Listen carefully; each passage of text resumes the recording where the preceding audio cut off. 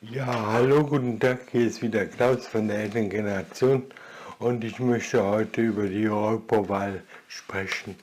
Bei der Europawahl, die liegt ja jetzt am 26. Mai an, habe ich also zu wählen und ich werde auch wählen. Ich wähle meistens, aber ich weiß nicht genau, was ich wählen soll. Also wegen des Urhebergesetzes, da Paragraph 13 oder 17, ist eigentlich die Union nicht wählbar und die SPD auch nicht. Weil die SPD hat da wieder umgezickt und so. Zwar haben sie das jetzt abgeschwächt mit so einer Erklärung, die aber keine Gesetzeskraft hat. Sozusagen so ein Vorwort, so eine Präambel zum eigentlichen Gesetz, in dem sie so Absichten, unverbindliche Absichten kundtun, mit die sie ja eigentlich, was sie eigentlich vorhaben. Das ist natürlich unverlässlich. Was verlässlich ist, ist das, was sie beschlossen haben im Rat. Und witzigerweise haben sie quasi in der Abschwächung, in dem Vorwort, haben sie also das Ganze wieder ein bisschen zurückgenommen. Ich mache meistens Briefwahl, erstens, weil ich schlecht gehen kann, zweitens habe ich zu Hause Ruhe und Übersicht. Ich bekomme hier zwei Umschläge, einen roten, einen blauen. Der blaue ist für den Stimmzettel und der rote ist der Wahlbrief. Das sind die beiden. Dann bekomme ich noch hier einen Zettel mit Anleitung, weil ich jetzt zu dumm bin, das richtig zu machen. Es gibt tatsächlich Leute, die das immer wieder vertun und ich würde mich vielleicht auch vertun, wenn ich da keine Anleitung habe. Also was kommt in den blauen, was kommt in den roten? Ja, der rote ist sowieso größer als der blaue, also kann der blaue nur in den roten, aber es gibt vielleicht auch Leute, die falten dann den roten und zwängen den irgendwie in den blauen hinein und ja, gut. Also sehr geehrte Wählerinnen, sehr geehrte Wähler und so weiter. Ja, aber das Eigentliche,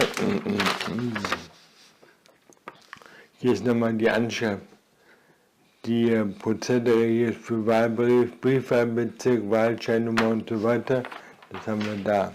Aber das eigentlich Spannende ist natürlich hier dieser Wahlzettel und den bekommt man ja soweit nicht.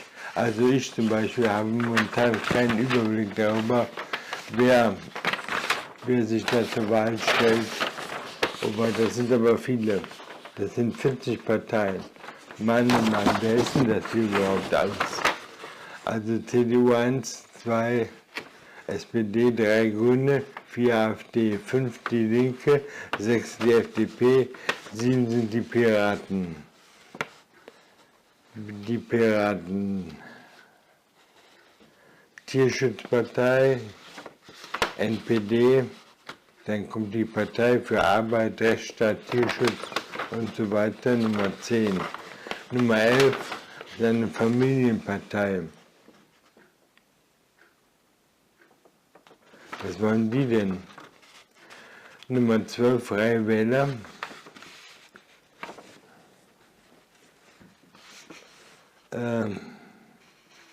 Nummer 13, Volksabstimmung. Ab jetzt Demokratie durch Volksabstimmung. Oberstleutnant AD ist klar.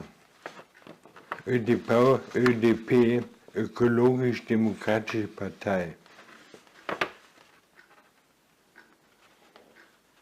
Dann 15 DKP, endlich mal wieder eine Partei, die wir kennen, zumindest in dem Namen nach. Dann haben wir 16 die MLPD, die Marxistisch-Leninistische Partei Deutschlands. Dann haben wir 17 die Bayernpartei. Sind wahrscheinlich für den Agrarsektor oder wie? Es sind aber keine Bauern, sind keine Bauern dabei hier. Schwerbehindertenvertreter, Elektroingenieur, Brandschutztechniker, Angestellter. Sieht harmlos aus, kein Akademiker, aber wahrscheinlich mehr im Hintergrund. Dann haben wir Nummer 18, die SGP, die Sozialistische Gleichheitspartei, 4. Internationale. Was soll das denn heißen, 4. Internationale? Gibt es jetzt mehrere Internationale oder 4. Internationale habe ich ja noch nie gehört. Also international ist klar, aber dass es dann eine Reihenfolge gibt, 1., 2., 3., 4., 5., ist mir nicht so ganz klar.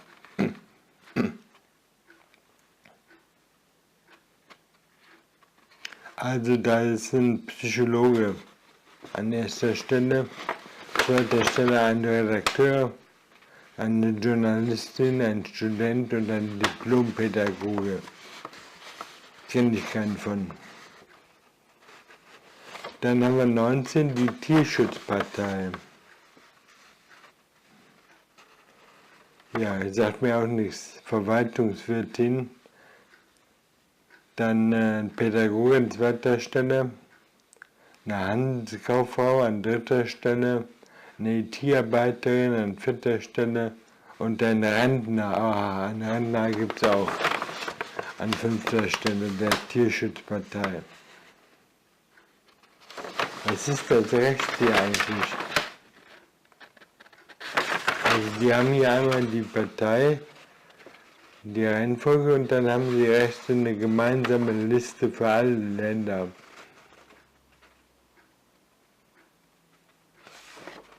Und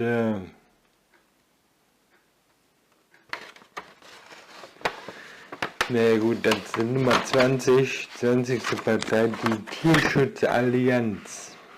Allianz für Menschenrechte, Tier- und Naturschutz. Das ist ein Thomas Moosmann an erster Stelle, der ist selbstständig. Dann gibt es einen Josef Hassel.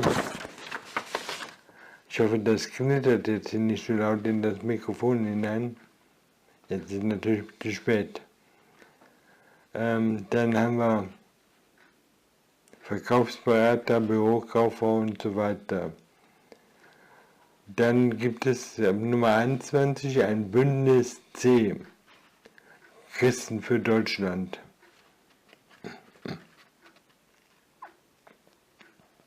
Ja, welche denn? Evangelische, katholische oder wie? Oder sonstige? Dann haben wir 22 Nummer BIG, Bündnis für Innovation und Gerechtigkeit. Eine Hallo-Gildis an erster Stelle, Unternehmensberater. Dann Nils Berger, ein Rechtsanwalt. Tarek Ali, ein Facharzt für Allgemeinmediziner. Dann ein Diplomingenieur. Scheint so eine Liste von Migranten oder Ausländern zu sein. Türkisch, so scheint mir das Hallo-Gildis, klingt so türkisch. Ja, dann haben wir Nummer 23, Bündnis Grundeinkommen. Die haben jetzt auch schon eine Partei, ist sehr witzig. An erster Stelle steht ein selbstständiger Berater, vielleicht für Grundeinkommen oder wie. Dann Markus Handelswirt, Rito, ein Philosoph sogar. Und eine Dr. Svenja Doberstein von einer Ärztin aus Hannover. Nummer 24, die direkte, Demokratie direkt. Dann haben wir einen Romberg-Promotionsstudent, nennt er sich. Dann noch ein Student und noch eine Studentin und eine Gymnasiallehrer. Ja, gut. Dann haben wir Nummer 25, Demokratie in Europa. Ioannis Varoufakis. Ist das der Grieche da, der Wirtschaftsminister? Könnte sein. Wird der so geschrieben, Ioannis Varoufakis? An zweiter Stelle steht eine Ökonomin aus Berlin, aus Wien. Dritter Stelle ein Philosoph, schon wieder ein Philosoph. Dann ein Start-up-Coach, Bianca Pretorius, kenne ich auch nicht, sagt mir alles mal nichts, außer Varoufakis, wenn der das ist. Demokratie in Europa. Ja,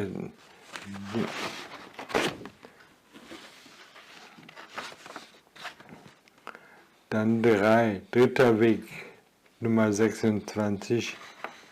Dritter Weg, ein Klaus Amsdorff, Elektriker.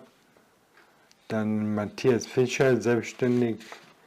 Dann haben wir einen Kraftfahrer sogar, eine Fotografin und einen Zerspannungsmechaniker. Im dritten Weg. Dann haben wir 27 die Grauen. Die Grauen sind für alle Generationen, also nicht nur für Grau. Das sind fairer Lehrer, Nummer 1. Dann haben wir eine Auszubildende, die ist auch grau, witzig. Dann haben wir einen Rentner und noch einen Rentner und selbstständig. Ja, was wollen die Grauen eigentlich? Mehr Graue haben wir, noch mehr Grau geht da nicht. Europa ist ja schon überaltert. Die Grauen, mehr Parkbänke oder wie?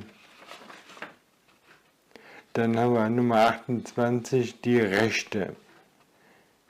Partei für Volksabstimmung, Souveränität und Heimatschutz.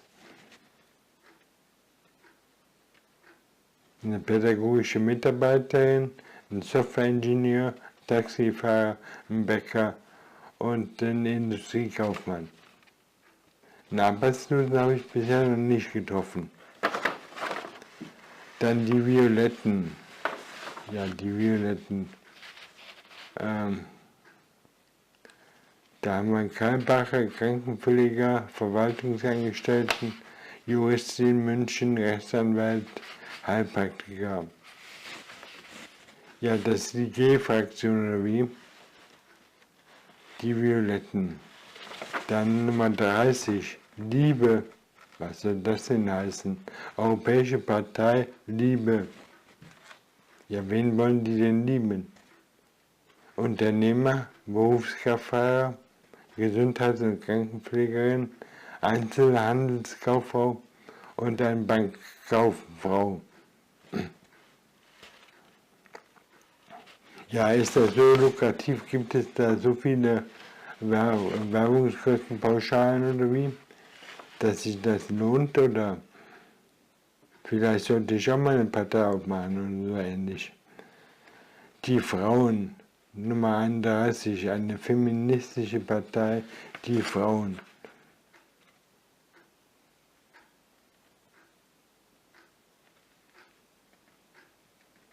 An erster Stelle eine Wendo-Trainerin. Was ist das denn? Wendo sagt mir nichts. Der asiatische Kampfsport oder Wendo? Mit W, Wendo-Trainerin. Dann zweiter Stelle eine Künstlerin. Dann ein Diplom-Ingenieur Metallhüttenkunde.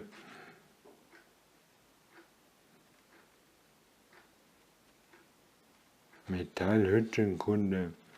Dann haben wir eine Studienrätin und eine Kinderpflegerin. Tja, Graue Panther Nummer 32. Also die Grauen hatten wir ja schon. Die waren für alle Generationen und jetzt kommen die Grauen Panther. Das klingt schon mal so aggressiver. Der Panther ist auf dem Sprung. Ja, wohin denn? An erster Stelle ein Dr. Ulrich Wieke, selbstständiger Kaufmann, Geschäftsführer. Dann haben wir einen Rentner, einen Journalisten, eine Erzieherin und einen Beamten. Dann haben wir LKR, Bernd Lucke und die liberal-konservativen Reformer. Ja, der Name ist mir auch schon bekannt geworden. Der war da erst bei der AfD und dann da raus und jetzt hat er also eine neue Vereinigung, LKR.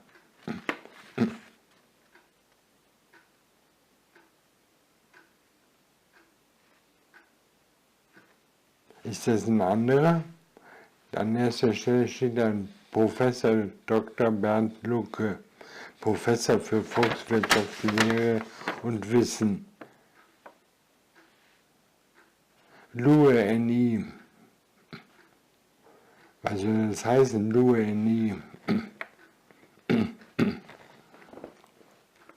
Ist das die Universität oder Lue NI? NI steht wofür? Niedersachsen oder was? Lue NI. Eine private Uni oder was ist das? Ja, in der gemeinsamen Liste steht ein Professor Dr. Schiele, Universitätsprofessor. Ja, der kommt mir irgendwie bekannt vor. War das nicht irgendwas mit Steuern oder so? Weiß ich nicht so genau. Ja, Nummer 34, menschliche Welt. Also das ist die Partei für eine menschliche Welt, für das Wohl und das Glücklichsein aller.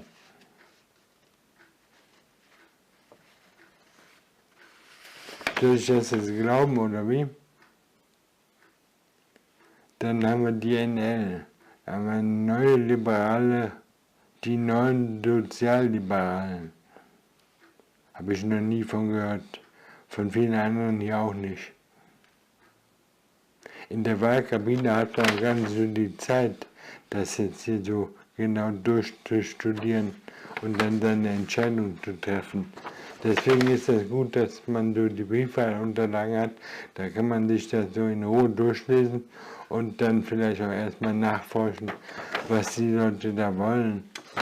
Und ja, was stellen die an, wenn ich da so eine Partei hier, menschliche Welt, wenn ich die ins Europaparlament wähle, was stellen die dann dort an?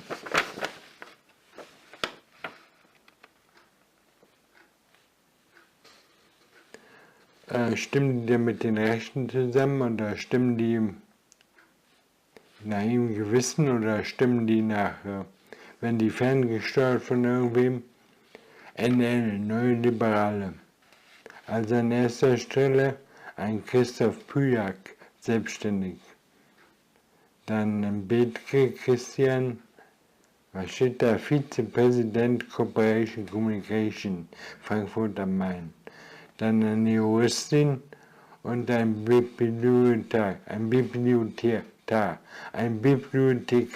schwieriges Wort heute.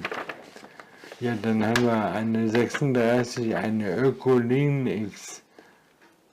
Ökolin-X, was soll das sein? Ökologische Linke. Ah, da kennen wir eigentlich mal jemanden. Jutta Dittfurt. Steht an erster Stelle, Autorin, Soziologin, Frankfurt am Main. An zweiter Stelle Dorothea Becker, Architektin. Dann Manfred Zieran, Journalist. Hanna Große Vorhalt und Viktor Pfaff, Rechtsanwalt.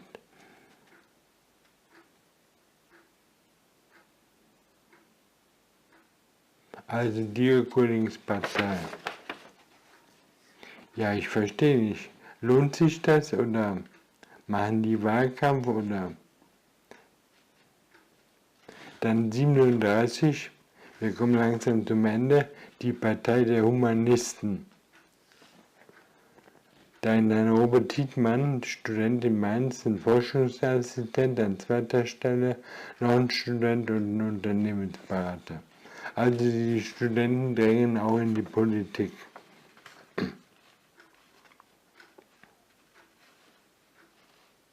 Dann Nummer 38, Partei für Tiere. Eine Gina Bechtold ist eine Wirtschaftsjuristin. Dann haben wir einen Vermögensberater. Ja, wieso ist der für die Partei der Tiere? und staatlich geprüfter Rettungsassistent. Dann Nummer 39, Gesundheitsforschung. Ja, wie Partei der Gesundheitsforschung. Haben wir denn dann Bedarf dran? Da haben wir an erster Stelle einen Felix Werth, Biowissenschaftler. Dann einen Dr. Nadine Besaul, Biochemikerin. Dann Schauspieler, Sachbearbeiter und so weiter. Und wieder ein Rentner. Dann haben wir da hinten Nummer 8, ein Herzfusionist, ein Herzperfusionist, Medizintechniker, was es alles gibt, ein Herzperfusionist. Dann noch ein Rentner, dann Nummer 40, die letzte Partei, Volt. Kurz und knapp, Volt. Hat das irgendwas mit Strom zu tun? Wir sagen eine gemeinsame Liste. Ein Freiherr von Böselager, oder wie? An erster Stelle steht ein Damian, Freiherr von Böselager, ein Berater, Berlin.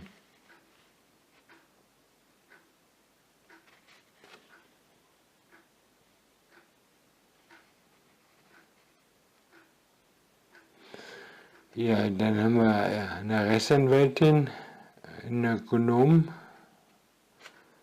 Sylvian und dann, ja, ich bin erschlagen.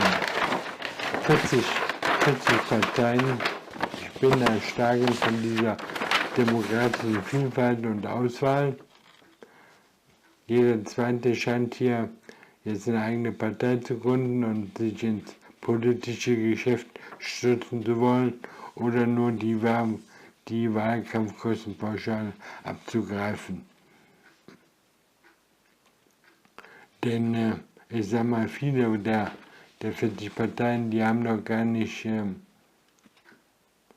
keine Wahlplakate.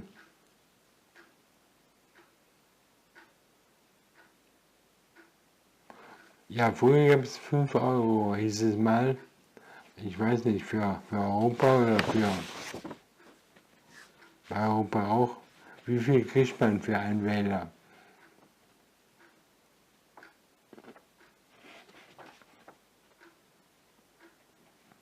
Was ist das hier? Ist das ein Ego-Trip von Leuten, die 40 Parteien aufbauen? Die wissen doch alle, dass sie da kaum eine Chance haben. Aber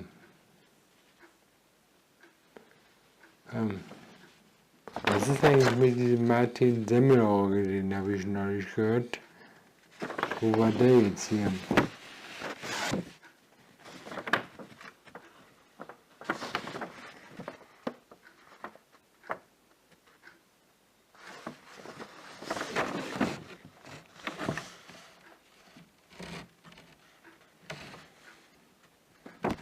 Ich meine, die glauben doch nicht, hier Nummer 20, Tierschutzallianz. Also sie glauben doch nicht, dass sie dann in Europa da irgendwas für den Tierschutz bewirken können. Gibt es eigentlich sowas wie eine Sperrklausel oder kommt jeder rein? Wie viel Prozent sind notwendig, damit die überhaupt ins Parlament kommen? Kommt jeder, der auf der Liste steht, ins Europaparlament? Also zum Beispiel Nummer 40 Volt, ein Berater. Also nehmen wir mal an, der hat, wie viel Stimmen braucht der, damit der, nehmen wir an, der kriegt 100 Stimmen. Reicht das dann für ein Europaparlament oder wie viel Stimmen braucht der, um da überhaupt ins Parlament einzuziehen? Und was sind eigentlich die Voraussetzungen für eine Parteigründung in Europa? Fragen über Fragen. Ich habe keine Ahnung.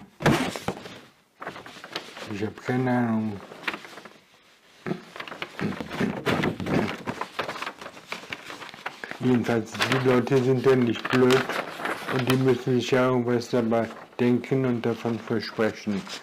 Und das ist sicher nicht nur ein reiner Ego-Trip. Vielleicht überwiegend, aber ein Bekannter kennt einen Bekannten und einen Bekannten, ja, lasst uns eine Partei gründen. Ja, wofür? Ja, was gibt es nun nicht? Familie, Partei, Volksabstimmung, ÖDP und so weiter. Das Programm kennt dann auch keiner.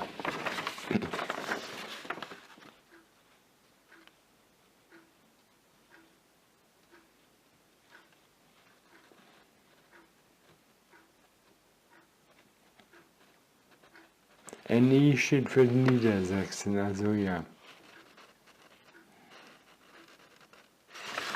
Also der Lucke zum Beispiel, der kam ja da aus Niedersachsen, oder wie war das, ne?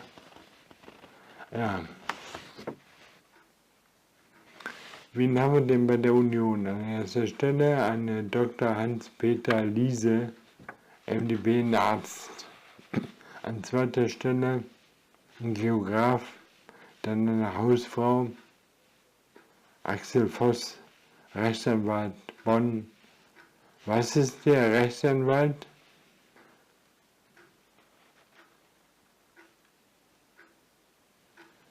Dennis Radke, Gewerkschaftssekretär.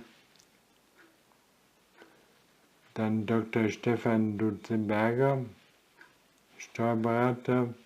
Dann haben wir Geschäftsführer, Sparkassen, Betriebswirtin und so weiter.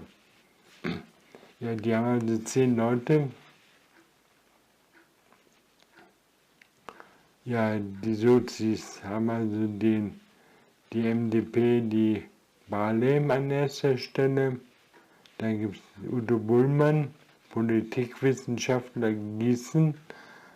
Dann Neuschel, Fachlehrer, Hausmeisterin und so weiter und so weiter. Bei den Grünen steht an erster Stelle eine Franziska Keller,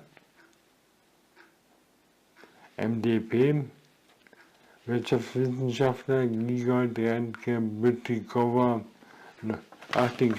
Bütikower und Dr. Hanna Neumann, freiberufliche Beraterin. AfD ist klar, Meuthen ist an erster Stelle. An zweiter Stelle eine Reil aus Essen.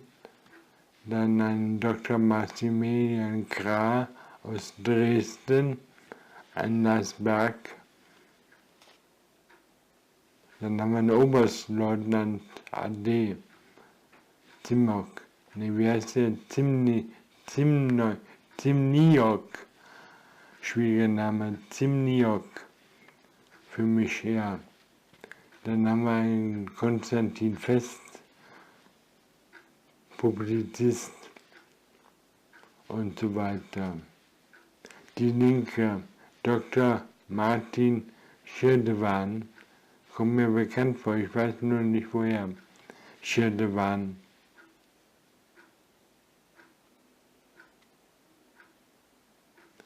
Dann Demir Özlem, Gewerkschaftssekretärin. Restaurantfachmann.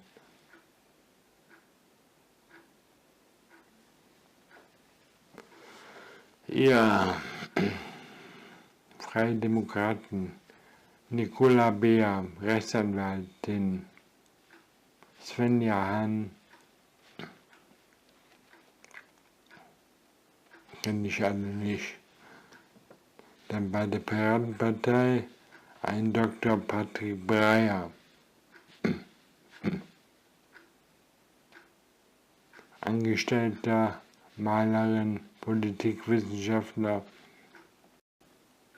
Tja.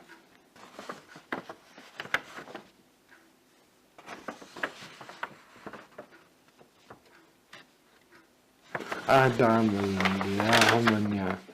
Die Partei nennt sich das, Partei für Arbeit, Rechtsstaat, Elitenförderung und Basisdemokratische Initiative.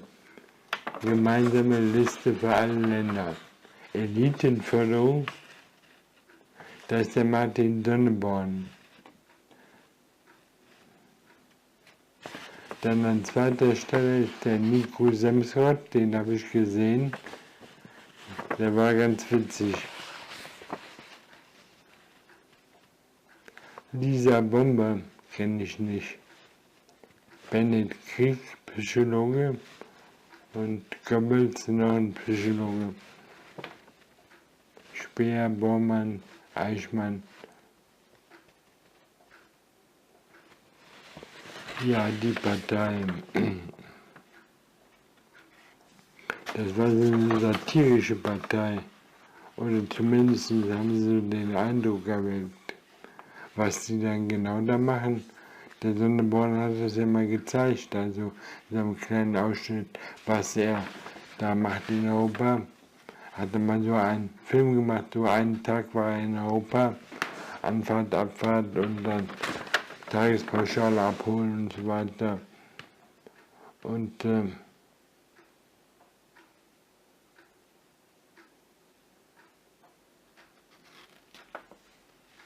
aber der hat das natürlich nicht ernst genommen da.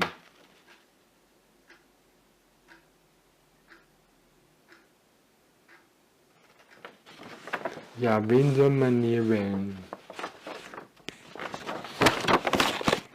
Wen? Jetzt habe ich hier 40 Vorschläge. 40, ein paar bekannte und viele dubiose. Ja, ich bin genauso schlau wie vorher. 40. Was soll man tun? Also 40 Vorschläge, das erschlägt einen. Ja, 40 Vorschläge, also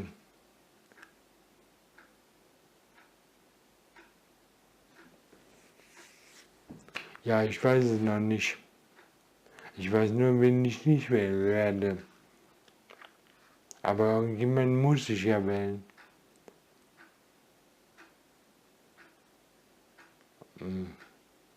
Und jemanden nur zu wählen, damit er die Wahlkampfkostenpauschale bekommt, das gefällt mir auch nicht.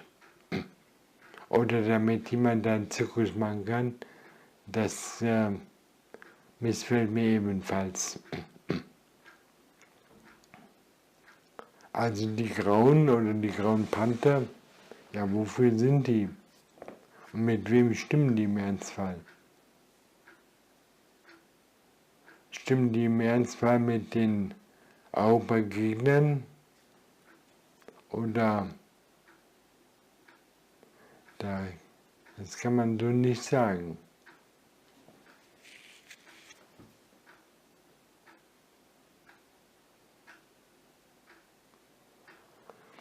Tja, einfach die wählen, die ich immer wähle.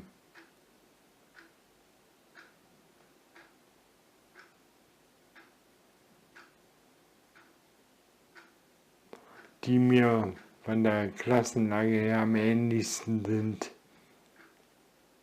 Oder die wählen, die mir nach dem Mund reden oder die behaupten, sie wären für irgendwelche edlen Ideale, denen man nicht in den Kopf schauen kann und die dann nachher irgendwie ganz anders entscheiden.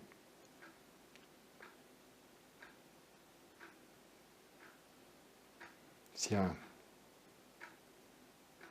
Also wer die Wahl hat, die Qual, so viel mal von hier und tschüss Leute. Ja, hallo, hier ist nochmal Klaus von der älteren Generation, der Babyboomer auf der Weg ins On-Life. Auf dem Kanal Robby bei Sida für spontane, improvisative, dokumentarische und authentische Videos. Ich habe gerade meine Wahlunterlagen bekommen für die Europawahl am 26. Mai hier und das gibt mir natürlich Anlass, mal darüber nachzudenken und ja, erst möchte ich sagen, dass ich geschockt bin von der großen Auswahl. Das sind 40 Parteien und 40 Parteien, die meisten sagen mir nichts. Man fragt sich, warum da so viele Leute sich da engagieren und da eine Partei gründen und den bürokratischen Aufwand in Kauf nehmen. Also, ich habe mir gerade die Unterlagen geholt aus dem Internet von der Landeszentrale für politische Bildung, LPD, LPB, zur Euopawahl 2019. Und da heißt es also, es sind 400 Millionen wahlberechtigte Bürger in den 27 EU-Mitgliedstaaten ohne Großbritannien. Und in der Bundesrepublik sind 64,8 Millionen Bürgerinnen wahlberechtigt.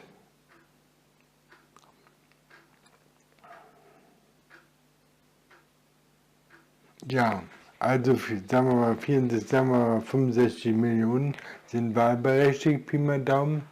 Und auf den deutschen Anteil in dem EU-Parlament fallen ungefähr so 100 Leute. Also nicht ganz 99, 96, 98. Das hängt ja von der Bevölkerungsstärke hier des Landes ab. Also machen wir, Deutschland stellt also ungefähr 100 Abgeordnete. Also das heißt, wenn ich also auf der Liste stehe, brauche ich wie viele Stimmen, um quasi eine Chance zu haben, ins Parlament zu kommen. Also von 65 Millionen Wahlberechtigten, wenn ich die dann teile durch 100, also pro Abgeordnete, dann komme ich so auf 650.000. Das heißt, auf einen Abgeordneten entfallen dann 650.000 Wähler an. Ja, ist das viel oder wenig? In Online-Zeiten vielleicht machbar, oder? Also man muss 650.000 Leute davon überzeugen, dass sie für die Partei Pipapo ist, und dann hat man eine Chance, quasi gewählt zu werden. Und wie teilt sich das dann weiter auf? Ja, weiß ich auch nicht so genau, aber ich nehme mal an, die irgendeine Exotenpartei, also Volt zum Beispiel war auf der 40. Stelle, an die erinnere ich mich jetzt gerade. Also Volt, nehmen wir mal an, Volt bekommt 20.000 Stimmen, glaube ich zwar nicht, aber nur mal angenommen. Oder 20.000, oder sagen wir mal, sie bekommt 5.000 Stimmen. Nehmen wir mal an, Volt bekommt 5.000 Stimmen und für einen Abgeordneten bei 99 Abgeordneten 650.000, dann teile ich jetzt mal die 5.000, die bekommen 5.000 Stimmen.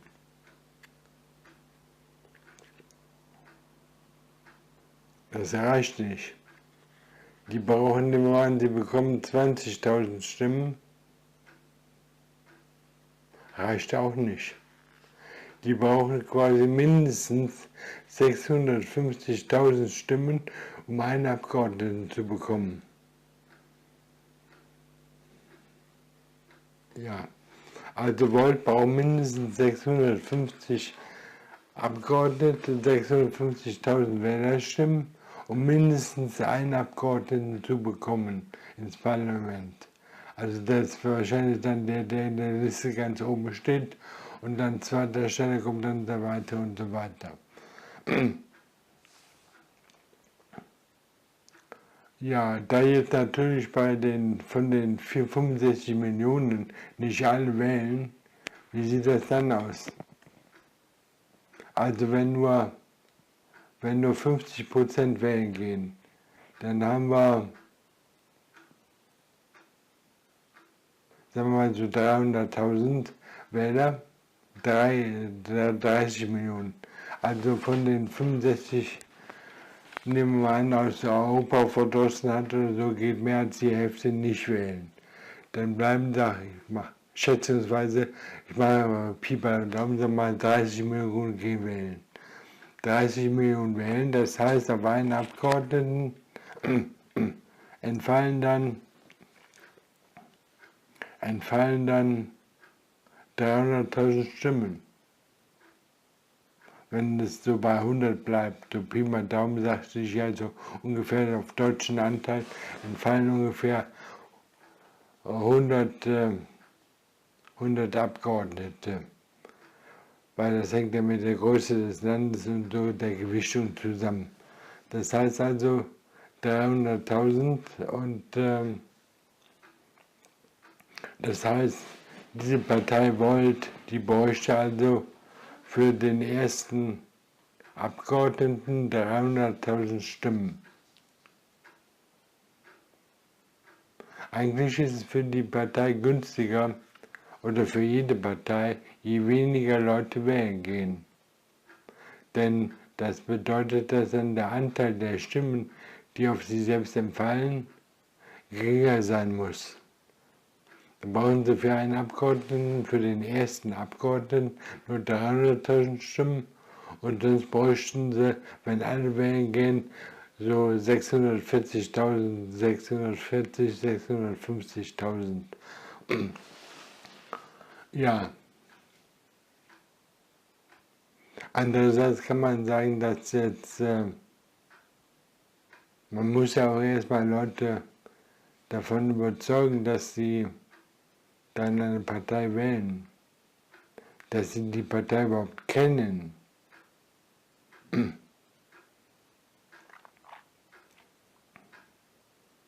Also sagen wir mal, Volt zum Beispiel, die schalten einen Fernsehspot, der vielleicht, wenn sie Glück haben, also nicht um Mitternacht kommt, sondern zu einer guten Sendezeit und der wird vielleicht von vielen Leuten gesehen, von vielleicht Millionen oder so, vielleicht von 1 Million und von dieser 1 Million kann sich vielleicht auch noch, wenn er gut gemacht ist, viele Leute daran erinnern.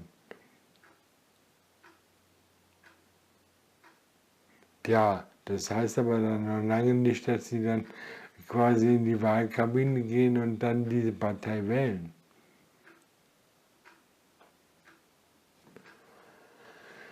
Ja,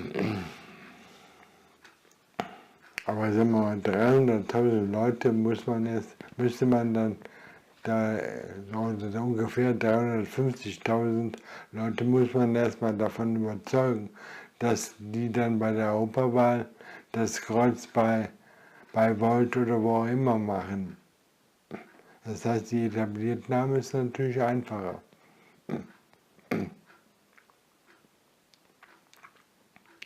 Und ich weiß gar nicht, die Piraten zum Beispiel, der Semmelrogge, der ist ja da reingekommen. Ich weiß nicht, wie viele Stimmen der hatte, aber ich muss mal verfolgen, wie das jetzt ist, wie viele Stimmen auf die einzelnen Parteien entfallen und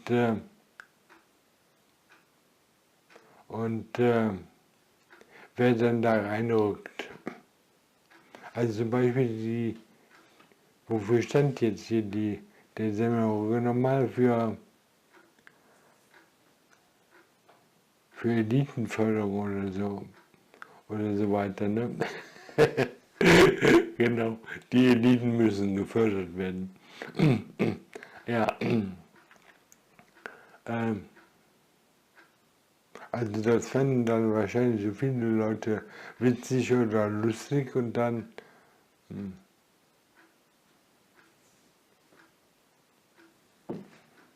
ja, ich sag mal, wer dann die 300.000 oder die 500.000 einbringt, der hat es dann natürlich geschafft. Der hat sein Monatseinkommen und seine Rente und so weiter wahrscheinlich durch. Wie da genau die Bezüge sind, weiß ich nicht, aber